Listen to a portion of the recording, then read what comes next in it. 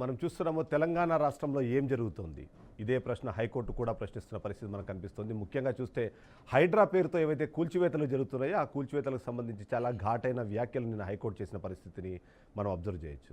అందులో ముఖ్యంగా చూస్తే ఏదైతే హైడ్రా పేరుతో ఈ మధ్యకాలంలో జరిగిన కూల్చివేతలు రూల్ ఆఫ్ లాకు అగేన్స్ట్గా జరుగుతున్నాయన్న అనుమానాన్ని హైకోర్టు వ్యక్తం చేయడంతో పాటు కొన్ని ఘాటైన వ్యాఖ్యలు చేసిన అందులో ముఖ్యంగా చూస్తే మాత్రం తహసీల్దార్ రిక్వెస్ట్ చేశారని మీరు హైకోర్టుని అలాగే చార్మినార్ని కూడా కూలుస్తారా అనే స్థాయికి ఆ ప్రశ్నలు వెళ్ళడం అన్నది ఖచ్చితంగా ప్రతి ఒక్కరిని ఆలోచింపజేస్తుంది. ముఖ్యంగా చూస్తే మొదట్లో పెద్దల బిల్డింగులు కూల్చేసినప్పుడు కానివ్వండి చెరువుల పరిరక్షణ కోసం ఈ చర్యలు ఉన్నాయంటూ చెప్పిన నేపథ్యంలో ప్రతి ఒక్కరూ హర్షించారు, ప్రతి ఒక్కరూ ఆహ్వానించారు. కానీ తర్వాత పరిస్థితి చూస్తే మాత్రం చాలా భిన్నంగా మారిపోయినట్టుగా అనిపిస్తుంది. ముఖ్యంగా చూస్తే మాత్రం హైకోర్టు రంగనాథ్ పైన చేసిన వ్యాఖ్యలు కానివ్వండి, ఆ తర్వాత తను ఇచ్చుకునే ఎక్స్ప్లెనేషన్లో ఎలాంటి పస లేదు అన్నది మాత్రం చాలా క్లియర్గా అర్థమైంది. దీనికి తోడు మూసి సుందరీకరణ పేరుతో ఇప్పుడు ఏదైతే ప్రభుత్వం చర్యలు తీసుకుంటుందో ఆ చర్యలకు సంబంధించి కూడా కొన్ని అభ్యంతరాలు వ్యక్తమవుతున్న నేపథ్యం మనం చూస్తుంది. అంతేకాదు ఇప్పటికే ప్రతిపక్షాలు యాక్టివ్ అయినాయి. ఓవైపు బీఆర్ఎస్, మరోవైపు బీజేపీ మూసీ రివర్ పైన ఏదైనా సరే బుల్డోజర్లు వస్తే దానికి మేము అడ్డుగా నిల్చుంటామంటూ ఇప్పటికే వ్యాఖ్యలు చేస్తున్న పరిస్థితి మనం చూస్తున్నాం. ఓవరాల్గా హైడ్రా కానివ్వండి, ఇప్పుడు జరుగుతున్న బుల్డోజర్లకు సంబంధించిన ఇష్యూస్ ఏవైతే ఉన్నాయో దానిపైన ఏం జరుగుతుందన్న విషయాలపైన మనం చర్చను చేపట్టాం. చర్చలో మనతో పాటు బీఆర్ఎస్ అధికార ప్రతినిధి మనతో పాటు రామూర్తి గారు మన స్టూడియోలో జాయిన్ అయ్యారు. అలాగే మానవతారాయ్ గారు కాంగ్రెస్ పార్టీ అధికార ప్రతినిధి, అమర్నాథ్ గారు బీజేపీ పార్టీ నుంచి తమ మాటలు వినిపించబోతున్నారు. మొదటగా మానవతారాయ్ గారి దగ్గరికి వెళ్దాం. మానవతారాయ్ గారు గుడ్ మార్నింగ్. మీ వాయిస్ వినిపించట్లేదు, మ్యూట్లో ఉన్నట్టుంది. ఎస్ అయితే మానవతారాయ్ గారు గుడ్ మార్నింగ్ చెప్పొచ్చు అంటారా? ఎందుకంటే హైకోర్టు చేసిన వ్యాఖ్యలు నిన్న ప్రభుత్వాన్ని పూర్తిగా డిఫెన్స్లో పడేసినట్టుగా కనిపిస్తుంది. హైడ్రా అనే పేరుతో మీరు తీసుకొచ్చిన ఒక నోడల్ ఏజెన్సీ కాస్త ఇవాళ చట్టాన్ని దాటి ఆ పరిధిని దాటి మరీ వ్యవహరిస్తోందని అనుమానం వ్యక్తమవుతున్న నేపథ్యంలో ఎలా చూడాలంటారు? ఎందుకు ఈ స్థాయికి ఈ చర్యలు వెళ్ళాయి అనుకోవాలంటారు? ఇప్పుడు హైడ్రా అనేది అభినందనీయం అని కూడా చెప్పింది కోర్టు. అందులో హైడ్రా పనిచేయడం అభినందనీయం, కానీ కొన్ని దాన్ని పనిచేసేటప్పుడు కూల్చివేతలప్పుడు కొన్ని నియమాలు నిబంధనలు పాటించండి అని చెప్పింది. కోర్టు తీర్పులను మేము గౌరవిస్తాం. ఇప్పుడు హైడ్రా అనేది కూడా సుప్రీంకోర్టు తీర్పులకు అనుగుణంగానే పనిచేస్తుంది. ఎక్కడైతే చెరువు శిఖాల్లో FTL పరిధిలో ఉన్నటువంటి నిర్మాణాలపైనే అవి కూలుస్తుంది. అక్కడ ఉన్నటువంటి చెరువుల్లో ఉన్నటువంటి వ్యాపార సంస్థలపైనే ప్రధానంగా చర్యలు తీసుకుంటుంది. అది మనకి పర్యావరణానికి మంచిది అనేది అందరూ కూడా దాన్ని అభినందిస్తారు. ఎక్కడైతే ఒకళ్ళిద్దరు 100కి 90-95% మంది హైడ్రా యొక్క చర్యల్ని అభినందిస్తున్నారు. నిన్న కోర్టు కూడా చెప్పకనే చెప్తూ హైడ్రా అనేది అభినందనీయమే, కానీ పనిచేసే విధానంలో కొన్ని మార్పులు కావాలి అని చెప్పి సూచన చేయడం జరిగింది. హైడ్రా కూడా గతంలో సుప్రీంకోర్టు తీర్పుల ప్రకారమే కదా నోటీసులు చెరువుల్లో కానీ, నాళాల పైన కానీ, కుంటల పైన కానీ ఎక్కడైతే అక్రమ నిర్మాణాలు ఉంటే వాటిని నోటీసులు ఇవ్వాల్సిన అవసరం కూడా లేదని చెప్తేనే ఈ రాష్ట్ర ప్రభుత్వం ఈ విధంగా ముందుకు పోతుంది. ఇప్పుడు బీఆర్ఎస్ పార్టీ గతంలో అధికారంలో ఉన్నప్పుడు ఏం చెప్పింది? కేసీఆర్ గారు అయితే మొత్తం 25 నాళాల పైన అన్నిటిపైన మొత్తం 28,000 అక్రమ కట్టాలు ఉన్నాయి. ఎంతటి వాడైనా సరే, మంత్రులైనా ఎమ్మెల్యే అయినా ఎవడైనా సరే అందరినీ కూడా పోల్చాలని చెప్పారు. అంటే మీరు 2 నాలుకల ధోరణి. అంటే అప్పుడేమో అధికారంలో ఉన్నప్పుడేమో పోల్చాలన్నారు. బీఆర్ఎస్ గురించి మాట్లాడదాం, మనకు చాలా టైం ఉంది. బీఆర్ఎస్ ఏం తప్పులు చేసింది అనేది మనం మాట్లాడదాం. అయితే ఇక్కడ హైడ్రా 48 గంటలు టైం ఇచ్చి చివరికి, అంటే నేను ఒక చాలా కీలకమైన వ్యాఖ్య ఏంటంటే ఉరిశిక్ష వేసిన వాడికి కూడా సమయం ఇస్తారు ఆ ఎక్స్ప్లెనేషన్ ఇచ్చుకోవడానికి. ఆ సమయం కూడా ఇవ్వలేనంత స్థితి ఎందుకు? 48 గంటలు మీరు నోటీస్ ఇచ్చి 40 గంటల్లోనే, అందులోనూ ముఖ్యంగా శని ఆదివారాల్లో కోర్టులు పనిచేయవని తెలిసి కూడా ఎందుకు శని ఆదివారాల్లోనే మీరు కూల్చివేతలు చేపట్టారు అనే విషయాన్ని కూడా హైకోర్టు ప్రశ్నించింది. ఎందుకు? ఇప్పుడు హైడ్రా అనేది స్వయం ప్రతిపత్తి గల సంస్థ. వాళ్ళు ఆ రోజు నిర్ణయం తీసుకోవాలి. ఎందుకంటే వివిధ భాగస్వామ్యంతో ఉన్నటువంటి ట్రాఫిక్, నీటిపారుదల, రెవెన్యూ, తర్వాత మురుగునీటి పారిశుద్ధ్య సంస్థ, ఇవన్నీ కూడా GHMC పలు సంస్థలతో భాగస్వామైన సంస్థ కాబట్టి అధికారులన్నీ వాళ్ళందరూ కూడా వేరే వేరే కార్యక్రమాలు ఉంటాయి, వేరే విధులు ఉంటాయి. నీటిపారుదలకు సంబంధించిన ఇంజనీర్లకి వాళ్ళకి వేరే అధికారాలు ఉంటాయి. హైడ్రా కూడా ఆషామాషిగా పనిచేయట్లే. రాష్ట్ర రిమోట్ సెన్సింగ్ ఏజెన్సీ ద్వారా అన్ని కూడా గుర్తించి ఎక్కడ చెరువులు ఉన్నాయా లేవా అన్ని గుర్తించిన తర్వాతనే ఒక ప్రామాణికంగా మాత్రమే ఈ చర్యలు చేపడుతుంది. ఇప్పుడు బీజేపీ పార్టీలో 2 రకాలు 3 రకాలు మాట్లాడుతున్నారు. మరి రఘునందన్ రావు గారే మంచిదే, పోల్చాల్సిందే అక్రమ నిర్మాణాలు అంటారు. ఈటల రాజేంద్ర గారు అడ్డుపడతారంట. ఒక పక్కనేమో మేము ఉత్తరప్రదేశ్లో చేసినట్టు మేము చేయట్లేదు. ఉత్తరప్రదేశ్లో ఏంది? కక్షపూరితంగా ఎవరైతే ప్రతిపక్ష పార్టీలు ఉంటాయో వాళ్ళ ఇళ్ళని టార్గెట్ చేసుకుంటా ఢిల్లీలో ఉత్తరప్రదేశ్ లో జరుగుతుంది. కానీ ఇక్కడ ఏంది దాదాపు ముందే గుర్తిస్తాను. ఇప్పుడు మూసీ పరివాహక ప్రాంతం వేరు, హైడ్రా ఆ పరిధిలో పోదు, మూసీ పరిధిలో పోదు, దానికి ఒక సంస్థ ఉంది. కాబట్టి దీన్ని సోషల్ మీడియాలో ప్రచారం చేయటం వల్ల ఏదో మొత్తం ఇంకేందో ఆగమైపోతుంది అని చెప్పేసి ఈ మూసీ గురించి కూడా మనం మాట్లాడాల్సిన అవసరం అయితే ఉంది. మూసీ గురించి మాట్లాడే ముందు ఫస్ట్ హైడ్రాకు సంబంధించి హైడ్రా విధి విధానాలు వ్యవహరిస్తున్న తీరుపైన హైకోర్టు చేసిన అభ్యంతరాలు ఒకసారి ఖచ్చితంగా మనం మాట్లాడాలి. ఒకసారి అమర్నాథ్ గారి దగ్గరికి వెళ్దాం. అమర్నాథ్ గారు. నమస్కారం. నమస్తే అమర్నాథ్ గారు. ఏంటి మీ పార్టీలో అంటే జాతీయ పార్టీ కాబట్టి ఎవరు ఏమైనా మాట్లాడవచ్చు అన్నది, ఇప్పుడు కాంగ్రెస్ పార్టీలో అదే తరహా ఆలోచన విధానం ఉంటుంది అనుకుంటున్నాం, కానీ ఈ మధ్యకాలంలో ఏమైనా బీజేపీ పార్టీ కూడా అదే లైన్లోకి వెళ్తుంది అన్నది ఒక ప్రశ్న. ఒక్కొక్క నాయకుడు ఒక్కో రకమైన మాటలు మాట్లాడతారు. ఒక్క నాయకుడేమో దాన్ని అభినందిస్తారు, ఇంకొకరేమో అభ్యంతరం వ్యక్తం చేస్తారు. ఒకరేమో కూల్చడం ప్రారంభిస్తే ముస్లిం ఇళ్లను కూల్చండి, అందులో హిందువుల ఇల్లు మాత్రం ఎందుకు కనిపిస్తున్నాయి అని చెప్పి దీనిలోకి మత కోణాన్ని తీసుకొచ్చే ప్రయత్నం చేస్తారు. అసలు ఏం జరుగుతుంది బీజేపీలో? మొదట మన మిత్రులందరికీ నమస్కారం అండి, మన ప్రేక్షకులకు. అట్లాగే ఈ రోజు మొదటి నుంచి కూడా Bharatiya Janata party stand same ఉందండి. వారు ఇప్పుడు ట్విస్టింగ్ ద వర్డ్స్. ఇప్పుడు రఘునందన్ రావు గారు ఏం చెప్పినా, ఈటల రాజేందర్ గారు ఏం చెప్పినా, కిషన్ రెడ్డి గారు ఏం చెప్పినా, సంజయ్ గారు ఏం చెప్పినా ఒకే విషయం ఏం చెప్తున్నామంటే, ఎవరైతే అక్రమంగా, ఎవరైతే పెద్ద పెద్ద దళారీలు లేకుంటే బాగా వ్యాపారస్తులు, బాగా డబ్బు బలిసిన వాళ్ళందరూ చెరువులను ఆక్యుపై చేసి ఎంకరేజ్ చేసి పెద్ద పెద్ద ఫామ్ హౌస్లు నిర్మించుకున్నారు చూడండి, వాళ్ళను ఫస్ట్ మీరు అటాక్ చేయండి, వాళ్ళను తీసేయండి. అది మా ప్రైమరీ టార్గెట్. అంతేగాని పేద మధ్యతరగతి, దిగువ మధ్యతరగతి వ్యక్తులు ఎక్కడనో ఈఎంఐలు కట్టుకుంటూ 30 లక్షలు 20 లక్షలు లోన్లు తెచ్చుకొని ఇళ్లలో ఉంటున్న వాళ్ళ మీద మీ ప్రతాపం చూపించకండి. ఎందుకంటే మహాత్మా గాంధీ కూడా ఒక విషయం చెప్పారండి, మీ లక్ష్యము ఒకటే గొప్పగా ఉంటే సరిపోదు, మీరు ఆ లక్ష్యాన్ని చేరే విధానం కూడా గొప్పగా ఉండాలి అనేది చాలా క్లియర్ గా చెప్పారు. ఎందుకంటే మీకు ఇప్పుడు లక్ష్యం చెరువులను ఎంకరేజ్ చేయొద్దు, అక్రమ కట్టడాలను తీసేయాలి, ఎవరు దాన్ని కాదనట్లేదండి. ఈ రోజు ఏ పొలిటికల్ పార్టీ కూడా లేదు అసలు చెరువులన్నీ ఆక్యుపై చేయాలి, అందరు చెరువులలో ఇల్లు కట్టుకోవాలని ఎవరు చెప్పట్లేదు కదా. చాలా కేటగారికల్ గా భారతీయ జనతా పార్టీ ఏం చెప్తున్నదంటే, మీరు ఎవరినైతే మేము ముట్టుకోమని చెప్తున్నారు, ఇప్పుడు రంగనాథ్ గారు కావచ్చు, రేవంత్ రెడ్డి గారు కావచ్చు, మేము పేద మధ్యతరగతి దిగువ మధ్యతరగతి వాళ్ళని మేము ముట్టుకోము అని చెప్పినప్పుడు వాళ్ళందరికీ ఒక ఎన్ఓసి ఇవ్వండి, ఒక నో అబ్జెక్షన్ సర్టిఫికేట్ ఇవ్వండి. ఓకే, ఈ వీళ్ళందరూ 15 సంవత్సరాల నుంచి తెలియక తప్పు చేశాము అంటే శిక్షార్హులు కాకుండా అయిపోతారా అన్నది ఇవాళ పొద్దున కాంగ్రెస్ పార్టీ వేస్తున్న ఒక ప్రశ్న. తెలియక చేశాం కాబట్టి అది శిక్షార్హులు కాకుండా అయిపోతారా? నిజంగానే అప్పుడు జరిగిన అవినీతో లేకపోతే ఈ కారణాల చేతన కొద్దిమందికి పర్మిషన్స్ ఇంకోటి వచ్చినాయన్నంత మాత్రాన ఇవాళ దాన్ని గుర్తించిన తర్వాత కూడా దాని మీద చర్యలు తీసుకోవద్దంటే అట్లే మూసీకి సంబంధించి మనం చూసినప్పుడు దాదాపుగా 16,000 డబుల్ బెడ్రూమ్ ఇల్లు వాళ్ళ కేటాయింపు చేసేసి, రేవంత్ రెడ్డి గారు రంగనాథ్ గారు చెప్పిన మాట నేను చెప్తున్నాను. వారని ఏమన్నారంటే మేము ముట్టుకోమని చెప్పారు. ముట్టుకోమనేది నోటికి చెప్పడం ఎందుకు? ఇప్పుడు నిన్న హైకోర్టు మీరు ప్రశ్నలు 8-9 ప్రశ్నలు అడిగిన హైకోర్టులో ఒక ఇంపార్టెంట్ విషయం ఏంటంటే, మీరు డిమాలిషన్ ఏజెన్సీయా మీరు రెగ్యులేటరీ ఏజెన్సీ అని క్వశ్చన్ వేశారండి. ఇప్పుడు మీరు కూలగొట్టడానికి ఒక ఏజెన్సీ ఎందుకండి? ఒక 2 జేసీబీలు పెట్టి వాళ్ళకి డబ్బులు ఇస్తే వాళ్ళు కూలగొడతారు. దానికి ఇంత పెద్ద ప్రభుత్వం ఎందుకు, ఓటర్లు ఎందుకు, ముఖ్యమంత్రి ఎందుకు, ఇంతమంది ఎందుకు? మీరు ఫస్ట్ ఆఫ్ ఆల్ అసలు అక్రమ కట్టడము అంటే ఏంది డిఫినేషన్ చేయండి. ఇప్పుడు 134 చెరువులలో 14,000 అక్రమ కట్టడాలు ఉన్నాయని 2022లో లేక్ ప్రొటెక్షన్ అథారిటీ తేల్చింది అని అప్పుడు బీఆర్ఎస్ ప్రభుత్వము కేసీఆర్ గారు 2.5 గంటలు ప్రెస్ మీట్ పెట్టి అందరికి చెప్పిండా లేదా? మనందరం విన్నాం. ఇప్పుడు ఆ 14,000 కట్టడాలను మీరు ఫస్ట్ ఎస్ఆర్ఓలకు, రిజిస్ట్రేషన్ ఆఫీసులకు పంపించారా? ఆల్రెడీ ఐడెంటిఫై చేసిన అక్రమ కట్టడాలను, ఎందుకంటే అది మళ్ళీ రిజిస్ట్రేషన్స్ అయితే ఉంటాయి కదా తెలియక. ఇప్పుడు ఒక సామాన్యుడు, నాలాంటి సామాన్యుడు లేకుంటే మీలాంటి సామాన్యుడు పేపర్లో పెద్ద యాడ్ ఇస్తారు, అద్భుతమైన కన్స్ట్రక్షన్ అది ఇదని పేపర్లో యాడ్ చూస్తాము, వెళ్తాము, నెగోషియేట్ చేస్తాము, కడతాం, డబ్బులు కడతాం, ఏదో అడ్వాన్స్ కడతాం, లేకుంటే తెచ్చుకుంటాం, ఈఎంఐ కడతాం, లోన్ తీసుకొని. బ్యాంకు లోన్ ఇస్తుంది, అధికారులు పర్మిషన్ ఇస్తారు, వాటర్ బాడీ వాటర్ ఇస్తుంది, ఎలక్ట్రిసిటీ వాళ్ళు ఎలక్ట్రిసిటీ ఇస్తారు. ఇవన్నీ ఇచ్చిన తర్వాత ఇప్పుడు ఒక పేద మధ్యతరగతి వ్యక్తి పిల్లలతో అక్కడ ఉన్నప్పుడు స్కూల్ కొనే పిల్లలను, పుస్తకాలను బయట పడేసి మేము కూల కొడతామంటే ఎంతవరకు న్యాయం ఇది?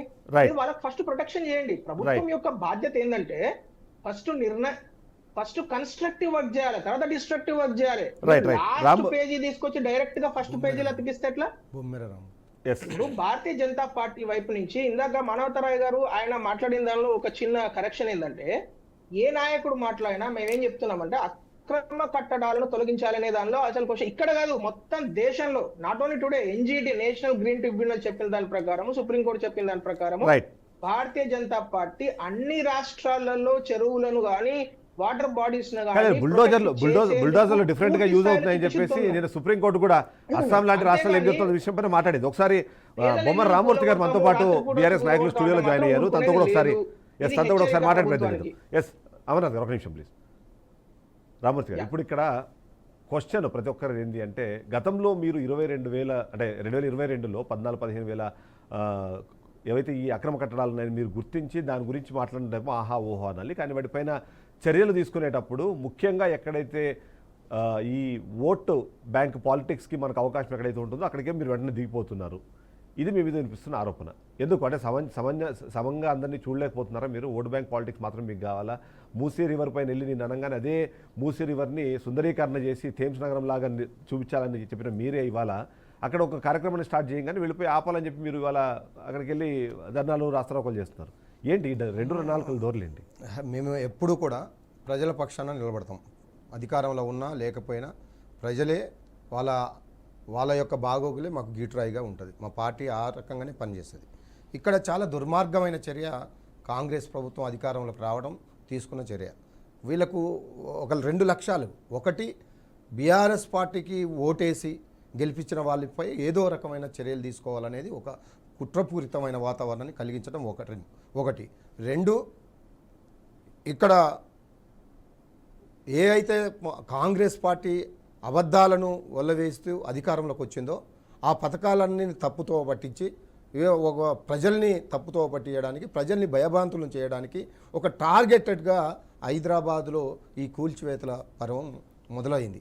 నిజంగా మా కాంగ్రెస్ వాళ్ళు నాకు తెలిసినంత వరకు భారతదేశంలో ఈ కొద్ది కాలంలో ఒక ముఖ్యమంత్రి ఇన్ని బూతుల తిట్లు ఏ ముఖ్యమంత్రి పడలే.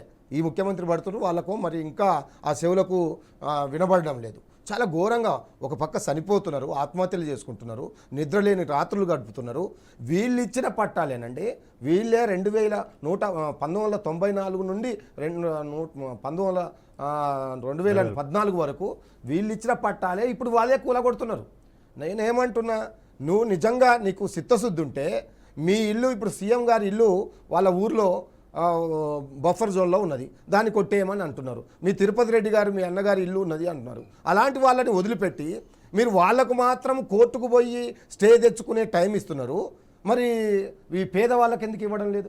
పేదవాళ్ళని ఎందుకు కనీసం శనివారం ఆదివారం చూసి పోయి కొట్టేస్తున్నారు? అంటే ఏంది మీ లక్ష్యం ఏంది? అంటే ఇది దుర్మార్గంగా మీరు హైదరాబాద్ మీరు ఈ దేశంలో కాంగ్రెస్ పార్టీ అడుగంటిపోతున్నది. 2-3 రాష్ట్రాలు కాంగ్రెస్ పార్టీ బతుకుతున్నది. అక్కడ ఇప్పటికీ 23 సంవత్సరాలు బీఆర్ఎస్ పార్టీ మీరు తీసుకుంటున్న 23 సంవత్సరాల్లో మీ ఉనికిని కాపాడుకోవడం కోసము ఇవాళ హైదరాబాద్ జిహెచ్ఎంసీ ఎన్నికలు రాబోతున్నాయి, స్థానిక సంస్థల ఎన్నికలు రాబోతున్నాయి. కాబట్టి ఏదైతే ఇప్పుడు కార్యక్రమాలు ప్రభుత్వం తీసుకుంటుందో ప్రభుత్వ కార్యక్రమాన్ని మీరు వ్యతిరేకించాలి. సుందరీకరణ అన్నది మీ గతంలో మీ మేనిఫెస్టో మీ ఎన్నికల ప్రణాళికలో భాగమా కాదా? మీరు ఆ ప్రణాళికని ఇవాళ వీళ్ళు ఇంప్లిమెంట్ చేయడానికి వచ్చేటప్పటికి మీకు ఎందుకు అంత బాధ కలుగుతుంది అనేది. మూసీ సుందరీకరణలో మేము కూడా నాగోల్లో చేశాము. బ్రహ్మాండంగా ఎవరికి ఇబ్బంది లేకుండా, ఎవరి ఇల్లు కూల్చేయకుండా, ఏ పేదవారిని టచ్ చేయకుండా కానీ బ్రహ్మాండంగా చేశారు. 16 బ్రిడ్జీలు శాంక్షన్ చేసి కట్టించాము. అది ఎన్నో సుందరీకరణ అంటే 16,000 కోట్లు సరిపోతుంది అన్నారు. వీళ్ళు ఫస్ట్ 50,000 కోట్లు అన్నారు, తర్వాత 70,000 కోట్లు అన్నారు. మళ్ళీ ఇప్పుడు 1,50,000 కోట్లని అంటే ఎయిమ్స్ నది లాంటి గొప్ప పెద్ద కట్టడాలనే సుందరీకరణ చేయడంలోనే 40,000 కోట్లకు అయిపోయింది. దాన్ని ఇక్కడ 1,50,000 కోట్లు తీసుకొచ్చారంటే దీంట్లో ఇదే ఒక దుర్మార్గమైన కుంభకోణం దాగి ఉన్నది. ఆ కుంభకోణానికి తెరలేపడానికి వీళ్ళు చేసిన నాటకాలు ఇప్పుడు బయటపడ్డాయి. కాబట్టి ముందుగానే ప్రజలకు తెలియజేసినాం కాబట్టి ఇప్పుడు మళ్ళీ వెనకాడుతున్నట్టు తెలిసింది. కానీ వీళ్ళ దుర్మార్గం, వీళ్ళు ఆ ఢిల్లీలో కప్పం కట్టాలంటే ఇక్కడ ఏదో ఒక రకంగా పైసల్ని ఒక ఏటీఎం లాగా వాడుకోవడానికి మూసి సుందరీకరణ అనేది ఒకటి మొదలుపెట్టారు. అలాగే వేల మందికి, దాదాపు 50-60 వేల మందికి నోటీసులు పంపి వాళ్ళని బెదిరించి డబ్బుల వసూలు చేస్తున్నారా లేదా? ముఖ్యమంత్రి స్వయంగా అధికారులని హెచ్చరించింది. ఇది వాస్తవం కాదా? కాబట్టి ఇది డబ్బులని వసూలు చేయడానికి, పేదల్ని ఉద్ధరించడానికో మీకు నిజంగా చిత్తశుద్ధి ఉంటే మీ కేసీఆర్ గారు 1,00,000 బెడ్రూమ్లు కట్టి ఉన్నాయి. 60,000 బెడ్రూమ్లు 40,000 బెడ్రూమ్లు రెడీగా ఉన్నాయి. మీరు 16,000 మంది ఉన్నాయి అంటున్నారు. ఫస్ట్ ఇవ్వండి. ఎస్, దానికి ఆల్రెడీ నోటిఫికేషన్ కూడా, ఎందుకంటే దానికి సంబంధించి ఏదైతే డబుల్ బెడ్రూమ్ ఇల్లులు ఉన్నాయి వాటి కేటాయిస్తామంటూ దానికి సంబంధించిన వీళ్ళు రెడీ చేశారు. ఇందిరమ్మ రాజ్యం ప్రజాపాలన అన్నారు. మరి ఇందిరమ్మ రాజ్యం ఇప్పుడు ప్రజాపాలన మీరు అంటే అన్నట్టు 100 ఏళ్ల కళను కూలగొట్టడమా వీళ్ళ అంటే ప్రజాపాలన? ఇప్పుడు జనరేషన్స్ వాళ్ళ బతుకుని జనరేషన్స్ ఆ రోడ్డు బాగుపడాలి మీద అంటే తీసుకురావడం వీళ్ళ జనరేషన్స్ బాగుపడాలి అంటే మూసీ సుందరీకరణకు సంబంధించి కానివ్వండి, మూసీలో కాలుష్యాన్ని నివారించాలి అన్నది ప్రతి ఒక్కరూ మాట్లాడుకునే పరిస్థితి మనం చూస్తున్నాము. దిగువ మూసీకి వెళ్తున్న కొద్దీ ఈ రోజున్న పరిస్థితుల్లో ఆ వాటర్లో పండే కూరగాయలు విషతుల్యమైపోతున్నాయి. ఆ వాటర్లో ఉండే చేపలు, మత్స్య సంపద అంతా విషతుల్యమైపోయింది. వాటన్నింటిని మళ్ళీ తీసుకొచ్చి హైదరాబాద్లోనే అమ్ముతున్నారు. దానివల్ల సమస్యలు వస్తున్నాయని ప్రతి ఒక్కరికి తెలుసు. ఆ విషయాన్ని దాన్ని క్లియర్ చేయాలి అంటే ప్రతి ఒక్కటి, అంటే ఇక్కడ కొద్దిగా కొలాటరల్ డ్యామేజ్ కూడా జరుగుతుంది. ఆ డ్యామేజ్కి సిద్ధపడకపోతే బెటర్ ఫ్యూచర్ని అట్లా ఇవ్వగలరు నెక్స్ట్ జనరేషన్స్కి అనేది వాళ్ళు కాంగ్రెస్ పార్టీ మొన్న కూడా మా కేటీఆర్ శుద్ధి చేసిన వాటర్ని, ఈ మురికి నీటిని శుద్ధి చేసి ఎస్టీపీలను సందర్శించడం అవి అయిపోయింది క్లియర్గా.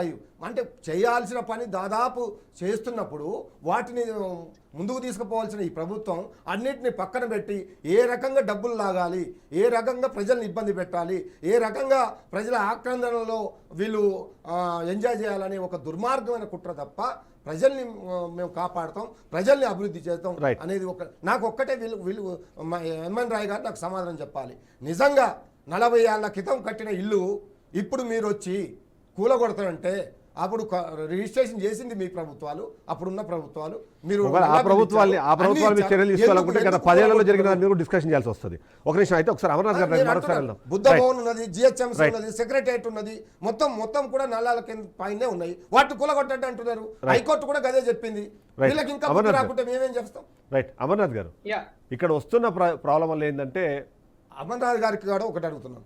వీళ్ళు కాంగ్రెస్ పార్టీ ఎంపీలకు కాంగ్రెస్ పార్టీకి చక్కబదం చేయడానికి పనికొస్తున్నారు తప్ప నిజంగా ప్రజల పక్షాన్ని నిలబడదాం, ప్రజల ఆక్రందనలు వాళ్ళ కన్నీళ్లను చూద్దామని ఒక్క ఎంపీ కూడా బీజేపీ పోకపోవడం చాలా దుర్మార్గం. బుద్ధి తెచ్చుకోవాలి కాంగ్రెస్ పార్టీ బీజేపీ పార్టీ ఎంపీలకు కనీసం జ్ఞానం లేకుండా. 10 ఏళ్ళు అధికారంలో ఉన్న బీఆర్ఎస్ ప్రభుత్వాన్ని ఈజీగా వదిలిపెట్టదు సార్. బీఆర్ఎస్ ప్రభుత్వం 10 ఏళ్ళు అధికారంలో 36 సిటీస్ లో సీవరేజ్ ట్రీట్మెంట్ ప్లాంట్లు మోర్ దాన్ 50% బిల్డ్ చేస్తే ఈ కేటీఆర్ గారు అర్బన్ డెవలప్మెంట్ మినిస్టర్ గా ఇక్కడ ఉన్న ప్రభుత్వము సిగ్గుపడాలి. 10 సంవత్సరాల్లో 26%. మీరు కావాలంటే వాళ్ళు నేను బయట నుంచి చెప్పట్లేదు, సోషియో ఎకనామిక్ అవుట్లుక్ 2023 వాళ్ళ బుక్ లోంచే చెప్తున్నాను. 26% కూడా ఎస్టీపీలు చేయలేదు. వీళ్ళు మాట్లాడుతున్నారు మూసీ సుందరీకరణ గురించి. మూసీ సుందరీకరణ అంటే ఇల్లుల కొడత కాదు. ఫస్ట్ కాంగ్రెస్ పార్టీ మిత్రులు కూడా అర్థం చేసుకోవాల్సింది ఏంటంటే, ఫస్ట్ మీరు ఎస్టీపీలు బిల్డ్ చేయండి, సాలిడ్ వేస్ట్ మేనేజ్మెంట్ బిల్డ్ చేయండి, తర్వాత పొల్యూషన్ కంట్రోల్ చేయండి. అవన్నీ ఫస్ట్ చేయకుండా ఇప్పుడు ABCD చదువుకుంటారా, డైరెక్ట్ జెడ్ నుంచి రివర్స్ వస్తారా ఎవడైనా? అసలు కూలగొట్టుడు అనేది లాస్ట్ పని సార్. నేను ఇంకొక విషయం చెప్తున్నానంటే, వీళ్ళకి దమ్ముంటే, కాంగ్రెస్ పార్టీకి దమ్ముంటే 2014లో మీకు అందరికి ఇప్పుడు టెక్నాలజీ ఉంది, ఉపగ్రహ ఛాయాచిత్రాలు ఉన్నాయి, రైట్? గూగుల్లో వెళ్తే తెలుస్తుంది. 2014 శ్వేతపత్రం రిలీజ్ చేయండి. 134 చెరువులు సిటీలో ఉన్నాయి. ఈ 134 చెరువులు GHMC పరిధిలో ఉన్నాయి. అప్పుడు ఉన్న పరిస్థితి ఇది. ఇన్ని ఎకరాల అప్పుడు ఇది ఉంటుండే. ఇప్పుడు FTL లో ఇన్ని ఎకరాలలో ఆక్యుపై చేశారు, ఎంకరేజ్ చేశారు. మీరు ఒక శ్వేతపత్రం రిలీజ్ చేయండి. దానికి దమ్ము లేదా? శ్వేతపత్రం రిలీజ్ చేయడానికి దమ్ము లేదా? రెండో విషయము, ఇప్పుడు మీరు వీళ్ళు వెళ్ళి కూలగొట్టిరండి. కూలగొట్టిన తర్వాత ల్యాండ్ ఓనర్షిప్ ఏమైనా మారిందా? మారదు. ఎందుకంటే land ownership still on the name of, ఇప్పుడు ఇన్కన్వెన్షనల్ ల్యాండ్ ఓనర్షిప్ మారిందా? నేను ఛాలెంజ్ చేస్తున్నా మన కాంగ్రెస్ మిత్రునికి, ల్యాండ్ ఓనర్షిప్ మారిందా? ఇప్పటికి కూడా ఆయన పేరు మీదనే ఉంటుంది ఆ ల్యాండ్ ఓనర్షిప్. మీరు ఓన్లీ ఇల్లు కూడా కొడుతున్నారు, లేకుంటే బిల్డింగ్ కూడా కొడుతున్నారు. కానీ మీకు నిన్న ఆయన మాట్లాడుతున్న ల్యాండ్ అక్విజిషన్ యాక్ట్, అసలు ల్యాండ్ అక్విజిషన్ యాక్ట్ దీనిలో రానే రాదు. ఎందుకంటే there is no change of ownership in the land. Land is still in the name of those people. ఆ అభాగ్యుల పేరు మీద, విక్టిమ్స్ పేరు మీదనే ఉంది. నేను ఇంకొక పాయింట్ చెప్తాను సార్. హైడ్రా పేరు మీద హైడ్రామా చేసే బదులు, డ్రామాలు చేసే బదులు మీరు ఏం చేయాలి అంటే, ఫస్ట్ ఒక శ్వేతపత్రం రిలీజ్ చేయండి. FTL అంటే ఏంది, ఎన్ని ఎకరాలు FTL లో వస్తుంది, ఏ అక్రమ కట్టడాలు, ఏ రియల్ ఎస్టేట్ ఏజెంట్లు లేకుంటే రియల్ ఎస్టేట్ బడా కంపెనీలు ఎక్కడెక్కడ. సార్ మీరు ఈ రోజు కూడా మీరు నమ్మరు సార్, అంత అన్యాయం ఏంటంటే ఈ రోజు కూడా పేపర్ లో మీరు చూస్తే రియల్ ఎస్టేట్ ఏజెంట్ల పెద్ద ఫోటోలతోని అడ్వర్టైజ్మెంట్లు ఉంటాయి. ఎవరికి తెలుస్తుంది సార్ అది FTL బఫర్ జోన్ అనేది? ఎవరు చెక్ చేస్తాడు? ఒక సామాన్యుడు 10 లక్షలు 20 లక్షలు పెట్టి లాయర్ దగ్గరికి వెళ్ళి చెక్ చేసుకోగలుగుతారా సార్? ఏంటంటే మీరేం చేస్తున్నారు? రేరా ఏం చేస్తున్నది? తర్వాత టౌన్ ప్లానింగ్ ఆఫీసర్స్ ఏం చేస్తున్నారు, వీళ్ళందరేమో పర్మిషన్లు ఇచ్చేస్తారు. పర్మిషన్ ఇచ్చేసిన మనోధర్ గారు. ఫైనల్ గా పాపం సామాన్యుడు వాడు రొక్కాడితే కానీ డొక్కాడని ఒక అతి సామాన్యుడు 30 లక్షలు 20 లక్షలు లోన్లు తీసుకొని బొక్కదండ Right. అంటే ఇంకా- ఈఎంఐ కడుతూ ఉంటే వాళ్ళ మీద మీ ప్రతాపం ఆ చేస్తారు. యాంగిల్ గురించి కూడా మాట్లాడారు. అయితే మనోధర్ గారు, మీరు మనోధర్ గారు, మీరు- మనోధర్ మీరు ఇక్కడ ఒక మాట. 8 మంది ఎంపీలు గెలిపించారు, మరి కనీసం వచ్చి సందర్శించవచ్చు కదా, మీరు రైట్ మాట్లాడుతున్నారు. ఇప్పుడు ఫస్ట్ మనం అరే, ఎవరు మనం సందర్శించలేదు మన అన్న? ప్రభుత్వాన్ని రోజు ప్రశ్నిద్దాం. మాట్లాడుతూ కూర్చుంటున్నారు. ఒక- ఏం మాట్లాడుతున్నారు? ఎస్ మనోధర్ గారు, ఇక్కడ నిన్న మనం హైకోర్టు పోరాటాలు చేసిన చేసిన వ్యాఖ్య కూడా ప్రభుత్వం ఇదే. మీద- చెప్పండి. చాలా కీలకంగా ఏంటంటే అవగాహన కల్పించడంలో ప్రభుత్వం ఎందుకు విఫలమవుతోంది. ఇప్పటిదాకా మీరు ఫైనల్ నోటిఫికేషన్లు ఇచ్చారు, ఆ బఫర్ జోన్ సంబంధించి కానివ్వండి, ఫుల్ ట్యాంక్ లెవెల్కి సంబంధించిన కానివ్వండి, ఆ పరిధిలకు సంబంధించిన ఫైనల్ నోటిఫికేషన్ ఇవ్వకుండా, ప్రజలకు అవగాహన కల్పించకుండా, కేవలం నోటీసులు ఇచ్చేసి ఆ నోటీసులు ఇచ్చిన సమయం కూడా గలవక ముందే, వాళ్ళ ఎక్స్ప్లెనేషన్ వినకముందే మీరు ఇవాళ కూల్చివేతలు చేపడుతున్నారు. హైడ్రా అన్నది డిమాలిషన్ చేయడానికి మాత్రమే పనికొస్తుందా, రెగ్యులర్ చేయడానికి పనికి రాదా? ఎందుకు ఆ విధి విధానాల్లో అది లేదా అన్న ఒక ప్రశ్న కూడా. రెగ్యులర్ చేయడానికి దానికి సంబంధం లేదు.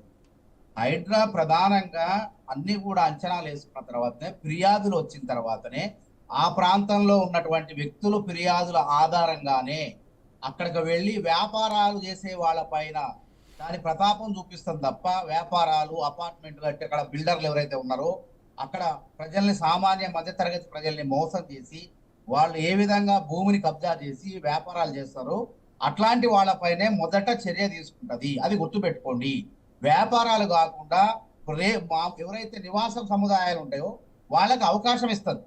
అంతేగాని రేకులు షెడ్లు వేసుకొని తాత్కాలికమైనటువంటి హోటల్స్ వ్యాపారాలు చేసుకుంటూ అక్కడ పర్యావరణాన్ని కలుషితాన్ని అన్న, ఆత్మహత్య చేసుకున్న బుచ్చమ్మ గారు రియల్ ఎస్టేట్ వ్యాపారి అన్న. మాట్లాడండి. అన్న, అన్న, మరి నన్ను ఆత్మహత్య చేసుకున్న మాట్లాడండి. బుచ్చమ్మ గారు అది వ్యాలిడ్ పాయింట్. మనోధర్ గారు, అది వ్యాలిడ్ పాయింట్. అమర్నాథ్ గారు అడిగిన పాయింట్ వ్యాలిడ్ పాయింట్. సూసైడ్ చేసుకున్న బీఆర్ఎస్ పార్టీ 2 నాలుకలు ధోరణి అయితే, బీజేపీలో రఘునందన్ రావు గారు అభినందనీయమంటాడు, ఇంకొక నాయకుడు బాగానే ఉందంటాడు. ఈటల రాజేంద్ర గారు పాపం ఆయన నాయకత్వం కోసం, బీజేపీ ఆయన ఉనికి కోసం ఆయన పోయి అక్కడ అక్రమాలకు పోయి వీళ్ళు అడ్డుపడుతున్నారు. ఇదే నా బీజేపీ ధర్మం అంటే. మనోధర్ గారు, మీరు ఒక మాట చెప్పారు స్టార్టింగ్ లో. చెప్పండి. జస్ట్ ఒక మాట చెప్పారు మీరు ఏవైతే హైడ్రా విధి విధానాలు ఉన్నాయో ప్రమాదం అన్న సంగతి కూడా మనోధర్ గారు, రాజకీయ లబ్ధి కోసం హైడ్రాకు అడ్డుపోవటం వల్ల మనోధర్ గారు ఇక్కడ నేను ఒకటి చాలా మాట రామ్మూర్తి గారు కొంతమంది సమాధానం చెప్పి మాట్లాడు, నువ్వు మాట్లాడు. మరి ఎవడో ఓవైసీనో ఎవడో అరే 60 సంవత్సరాల క్రితం కట్టుకున్న ఇల్లు సెక్రటరీ ఇప్పుడు మీరు వచ్చి కూల్చేస్తున్నారంటే కొంచెం సోయితో దీంట్లో మాట్లాడాలి మనం దీంట్లో కూడా. ఉన్న ఎందుకంటే ఈ ప్రభుత్వ రంగ మీకు వచ్చే సంస్థలు లాభం చెప్పండి. ఎందుకు మనోధర్ గారు, అన్ని శాఖల అనుమతులు తీసుకొని కేంద్ర పర్యావరణ అనుమతులు తీసుకున్న తర్వాతనే ప్రజల కోసం పనిచేసే సంస్థలు ఇక్కడ మళ్ళా ప్రకృతిని పచ్చదానాన్ని పెంచి పోషించే మనం డిస్కషన్ డిబేట్ చేయడం డిస్కషన్ డిబేట్ చేయడం అయితే మనోధర్ గారు ఇక్కడ ఒక పాయింట్ చెప్పాలి. ప్రజలు గమనిస్తున్నారు. మీరు ఒక పాయింట్ చెప్పాలి. ప్రభుత్వ కార్యాలయంలో వ్యాపారాలు ఉండవు. మీరు ఒక పాయింట్ చెప్పాలి. మీరు ఒక పాయింట్ చెప్పాలి. మనోధర్ గారు ఇక్కడ ఒక పాయింట్ చెప్పాలి. మీరు మనోధర్ గారు మీరు ఒక పాయింట్ చెప్పాలి ఇక్కడ. హైడ్రా మనోధర్ గారు భూమిని నాగార్జున ఏముండదు అక్కడ. ఒకవేళ అక్కడ నిజంగానే నాగార్జున గారు ఆయన పేరు మీద ఉన్నట్లయితే చెరువు శిఖాల్లో ఇప్పటికున్న చట్టం ఉన్నది. అక్కడ వ్యవసాయం చేసుకోవచ్చు, ఒక పరిధి మేర వ్యవసాయం చేసుకోవచ్చు, కానీ వ్యాపారాలు చేయొద్దు. కూరగాయలు పండించుకోమని కూలగొట్టారు కదా, ఇప్పుడు ఆయన పోయి వ్యవసాయం చేసుకోవచ్చా? పోదు. అక్కడ పర్యావరణం ఆయన పోయి వ్యవసాయం చేసుకోవచ్చా? మనోధర్ గారు ఒక పాయింట్ చెప్పండి. నాకు ఒక పాయింట్ చెప్పండి. ఈ విధంగా మనోధర్ గారు వినిపిస్తుందా? నా వాయిస్ వినిపిస్తుందా? మనోధర్ గారు నా వాయిస్ వినిపిస్తుందా? వినిపిస్తుంది. నా ప్రశ్నకు సమాధానం చెప్పండి. మీరు అన్నట్టుగా అక్కడ భవన సముదాయాలు ఏవైతే కడుతున్నారో అవి ఒకవేళ మీరు అంటున్నట్టుగా కమర్షియల్ యాక్టివిటీ కోసమే కడుతున్నారు, యాక్సెప్టెడ్. కానీ అందులో కొంటున్న వాళ్ళు పేద మధ్యతరగతి వాళ్ళే కదా. దానికి సంబంధించిన డేటా ఏదైనా ప్రభుత్వం దగ్గర ఉందా? ఇన్ని బిల్డింగ్లు కట్టారు, ఇక్కడ ఇంతమంది ఇప్పటికే కొన్నారు, లేదా ఇంతమంది ఇప్పటికే దీంట్లో నివాసం ఉంటున్నారు, కాబట్టి వీటిని ఇప్పుడు నివాస సముదాయాల్లాగా చూడాలన్నా లేకపోతే వ్యాపార సముదాయాల్లాగా చూడాలన్నా, ఎట్లా ఏ బేసిస్ మీద చూడాలంటారు? వాటిని కూలగొట్టేటప్పుడు మొన్నటికి మొన్న ఆత్మహత్య చేసుకున్న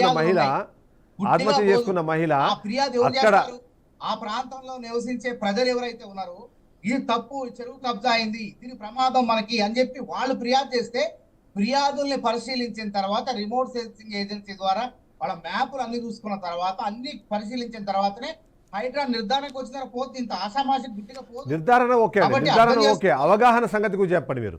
నిర్ధారణ ఓకే, అవగాహన గురించి చెప్పండి. అవగాహన అధికారులపై చర్యలు తీసుకోవాలి.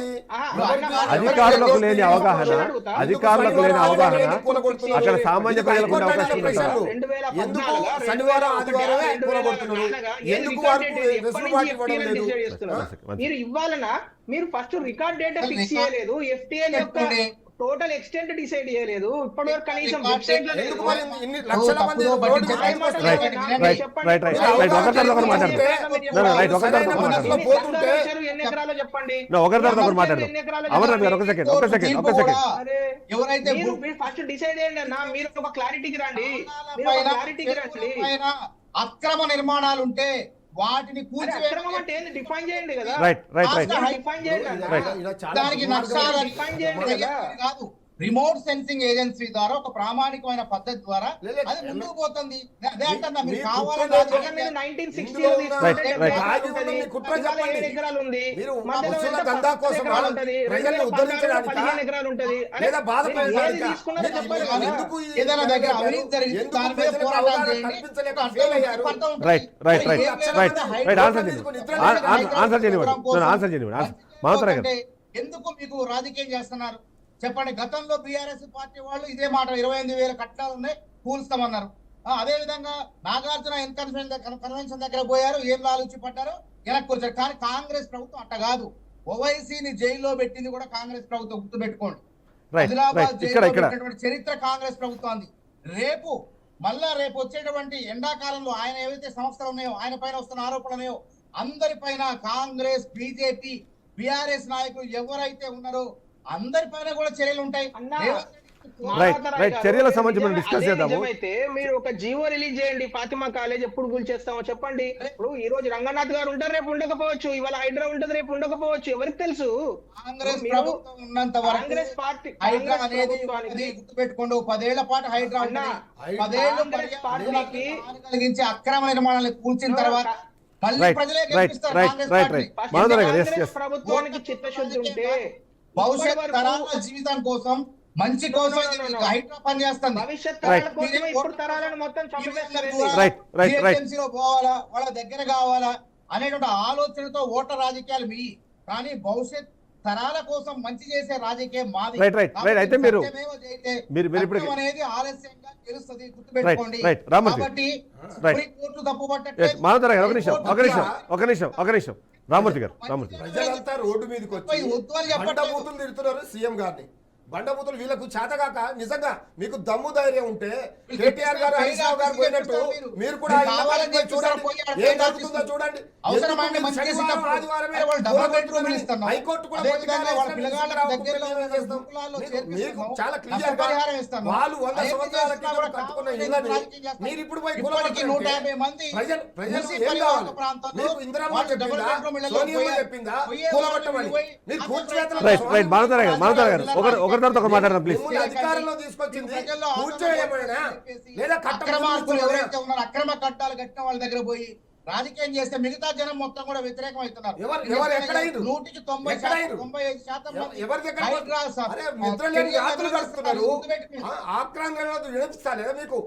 95% గాంధీకి మీ రాహుల్ గాంధీకి వినబడ్డం లేదా?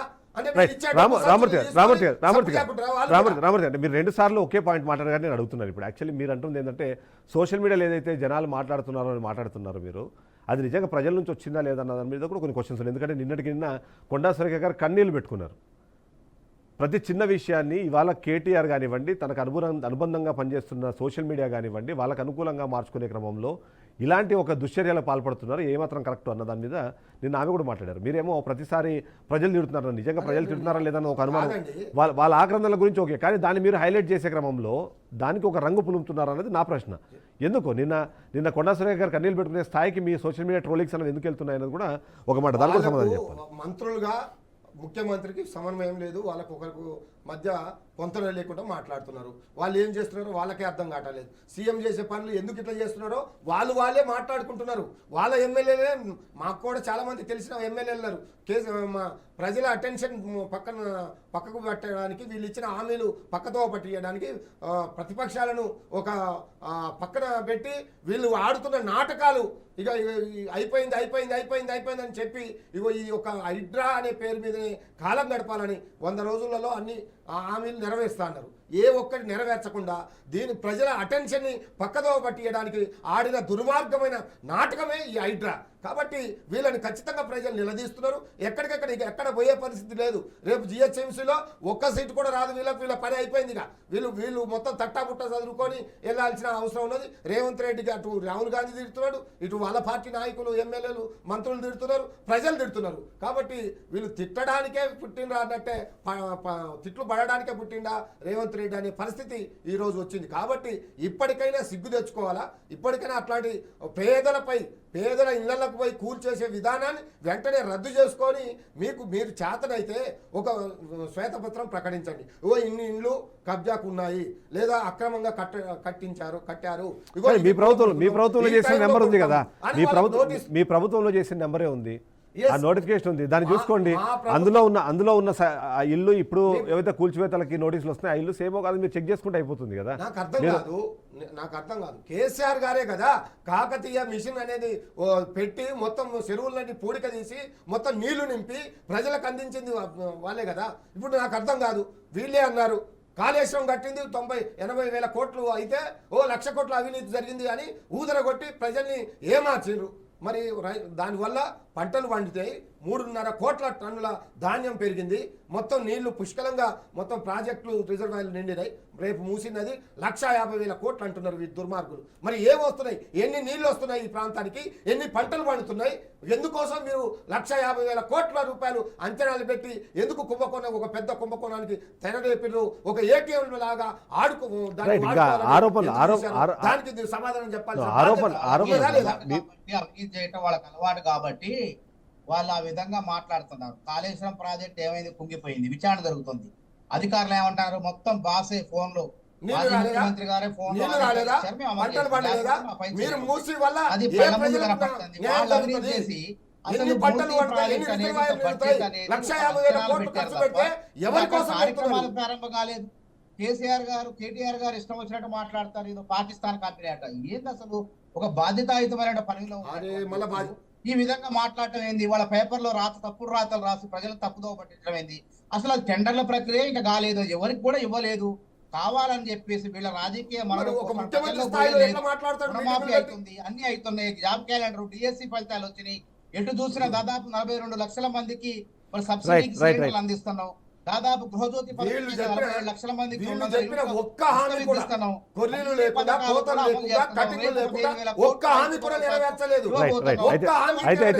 అయితే హామీల జోలికి వద్దులేండి. ఇప్పుడు యాక్చువల్లీ హామీల జోలికి వద్దు.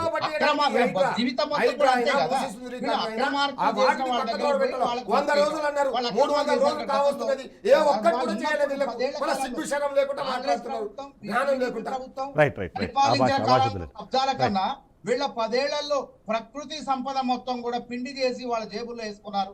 మిషన్ కాకతీయ గొలుసుకట్టు చెరువులు అన్నప్పుడు హైదరాబాద్ లో ఎందుకు పుడికలు తీయలేదు? సుందర నగరం, భాగ్యనగరం, హైదరాబాద్ ఎందుకు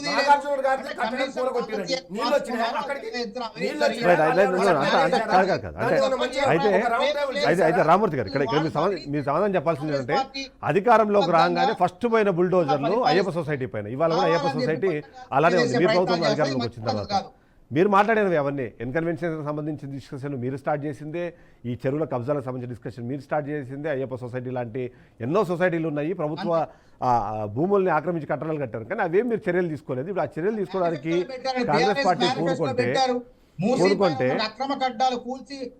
నా ఫామ్ హౌస్ కూల్చడం కన్నా ముందు మీ ఫామ్ హౌస్ కూర్చోమంటున్నారు, కానీ మీరు కూల్చివేత వద్దని మొదట మాట్లాడలేదు కదా.